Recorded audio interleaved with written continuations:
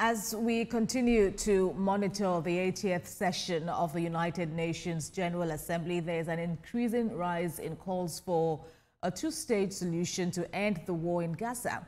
Hello again and thank you for joining us. This is World Now on TVC News. I am Kemi Oladiemo.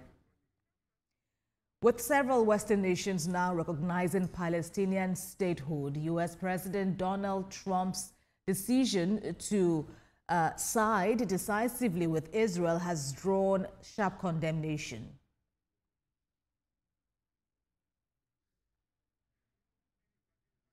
Across cities, protesters have rallied, especially near U.S. embassies and in major public squares, voicing their support for Palestinians and condemning U.S. policy. In New York, Israeli Prime Minister Benjamin Netanyahu delivered a fiery speech at the UN General Assembly, blasting Western recognition moves as a mark of shame, he says, and asserting they send the message that murdering Jews pays off. His address triggered mass walkouts from dozens of delegations inside the chamber. During his speech, Prime Minister Netanyahu unveiled a map he called the curse, pointing to what he called Iranian proxy groups across the Middle East. He also cited Israel's campaigns against Hezbollah, the Houthis, Hamas, and Iran to underscore his argument that the region is under threat. Prime Minister Netanyahu also thanked Donald Trump for the U.S.'s involvement in striking Iran's Fordo nuclear installation and drew parallels between Hamas's October the 7th, 2023 attack and 9/11, accusing shared enemies of chanting death to America.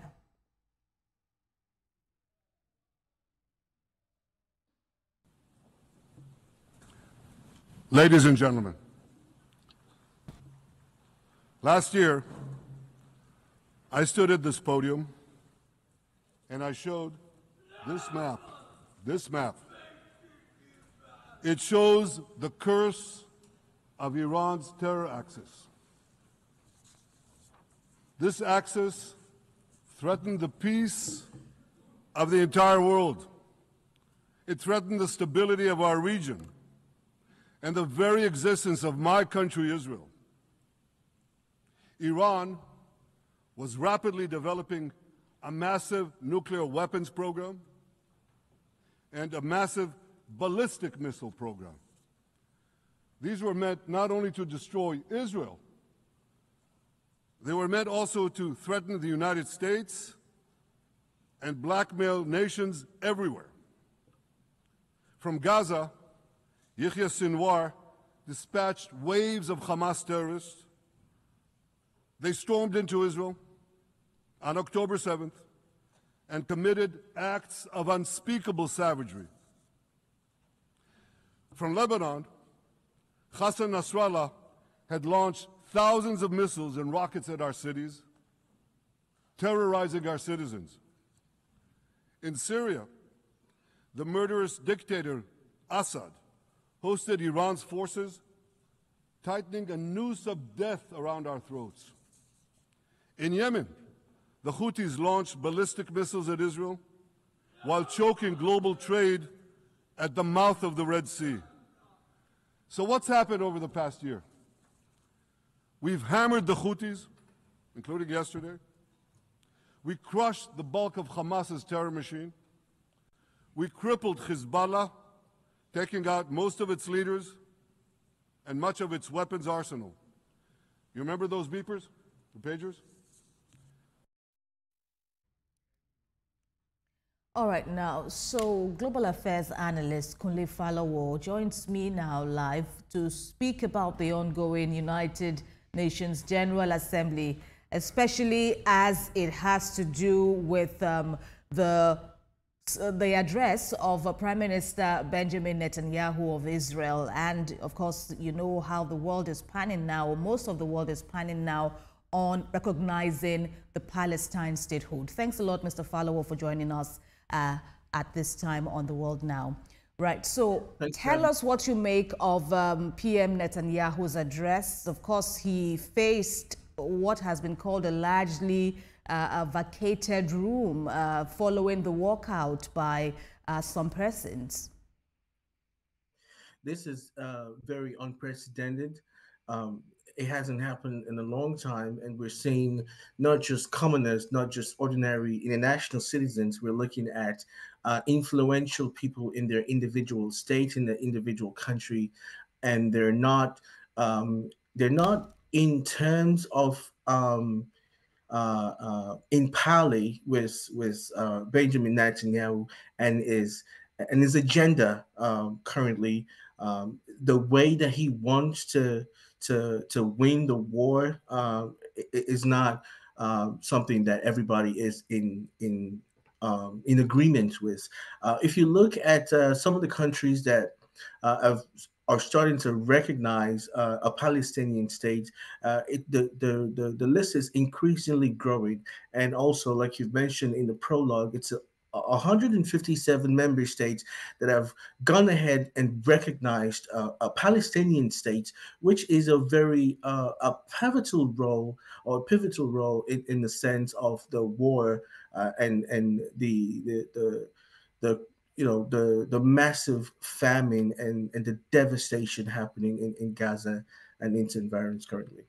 Right, but how far-reaching are these? How would you qualify the weight of 157 countries recognizing a two-state solution, to end the war? Of course, it says a lot when you look at the fact that 83% of world leaders are saying this is what they want. But in terms of what Hamas is describing it as, saying it's showing that Israel is increasingly getting more and more isolated. Do you think these two are the same? Do they mean the same? Well, to start with, it's a step in the right direction. If other international countries are saying, "Hey, we're going to vote to recognize a Palestinian state and also have a two-state solution," which something that Netanyahu is not comfortable with, to say the least. He does not want a two-state entity happening in that area. But moving forward to having diplomacy in the sense that having all of those countries, and not just only those countries, we're looking at individual countries like UK, Canada, France, Portugal, Australia, recognizing a Palestinian state. This means that those countries are open to negotiating and talking business and trade and investment and other things. And it accords them the respect of a statehood. But it doesn't really go far. The reason I said that is because in as much as it's been recognized as a state, that's hypothetically, in theory, there still needs to be a lot of work that needs to be done to make sure that that really happens. Just recognizing Palestinian state is not going to do the magic. There still has to be a lot of framework that has to be designed to ensure that this actually comes to reality. So this is just a first step in a lot of more multiple steps that needs to be taken. And your last answer, is it also fueled by the fact that more Western nations may have, now acceded to the two-state solution, but that doesn't include the U.S., which is still in support? We also saw Benjamin Netanyahu thanking the U.S. for its continued support. Well, the thing with President Trump, we never know what's going to happen in the next 24 hours. Currently, he is touting that he has some peace plan that he wants to discuss with Mr. Netanyahu, and this is allegedly it's happening on Monday. So in another 48 hours, we're all going to be able to see what will come off those conversations and those negotiations. He had told the public that he has some peace talks and some negotiations about Gaza, and the war in between Israel and Palestinian and all of that. So let's wait and see what happens after the meeting between the United States government, well, particularly President Trump and Netanyahu after Monday, and see if there's going to be a policy change or a change of heart, eventually. But another interesting thing I wanted to also identify is that Mr. Trump it's mentioned that he would not support the annexation of Absolutely. Right. Gaza Right. by the Israeli. So that's another pointer that maybe there might be some policy changes to come, but how far reaching that would be is still up in the air.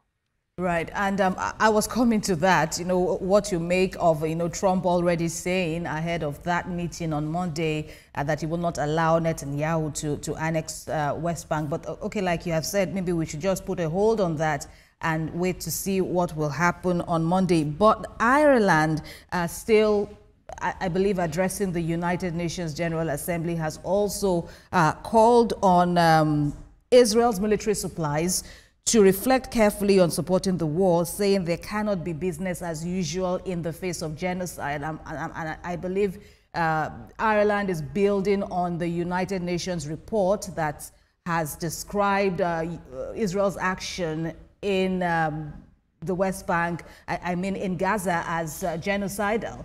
So how do you reflect on Ireland's position and, future U.S.-Israel relations?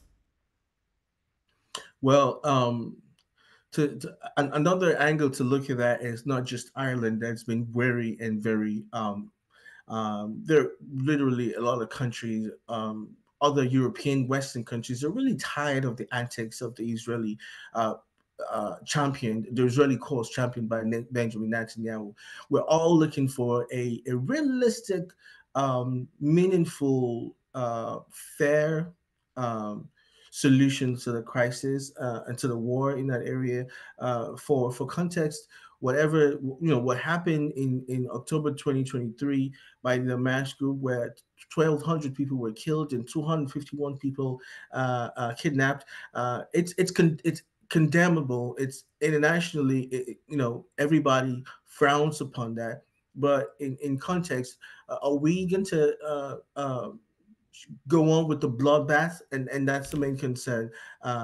There has to be a way, there has to be a solution that a reoccurrence would not happen again. And after that incident in 2023, there are reports that over 86,000 people in Gaza and in that area have been killed by the Israeli team. So all of these unnecessary killings are not justifiable in any way, shape, or form. So there has to be some political solutions to it. And now, that aside, most importantly, the European Commission have also come out to say, look, we're not doing business. It's not going to be business as usual with Israel, because they're really not acting in conformity with international laws, and now they're also touting to restrict trade and come up with economic sanctions against Israel. So across board, it's just not Ireland.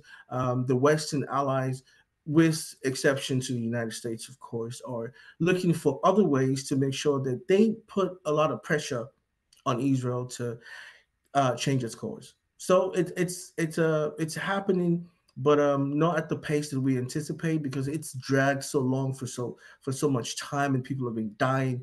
But let's just see what happens. But we're seeing that there are a lot of changes politically and internationally. There's a lot of condemnation, and the Israeli team are, in as much as they're not going to come out to acknowledge that, they're feeling the bite already. Right, and of course, Nigeria has also had its say on the matter, also, supporting the two-state solution, but hasn't recognized the Palestine statehood. It has, of course, addressed the nation, addressed the world, I should say, of course, asking that the victims of the war be protected, despite the defiance of the Prime Minister of Israel. But what are your takeaways from Vice President Kashim Shettima's address on this matter? Well, in as much as as international bodies, as international economy or individual states share, because we all share the same common greed of taking care of other people and making sure that we have countries that work successfully and not have bloodshed unnecessarily.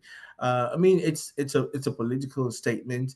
Just shows where Nigeria aligns with in terms of international politics. But I would say that, to be honest, frankly, um, Nigeria might not, or any statement coming out of Nigeria might not be taken very seriously, because there are a lot of impending problems as security matters that needs to be addressed by you know those government entities. So having to talk about international politics when your home is in disarray is not something that will be very your words are not going to be very potent or strong in terms of international recognition as it pertains to international crisis. But be that as it may, at least we know where Nigeria stands and the leadership stands in that war right now.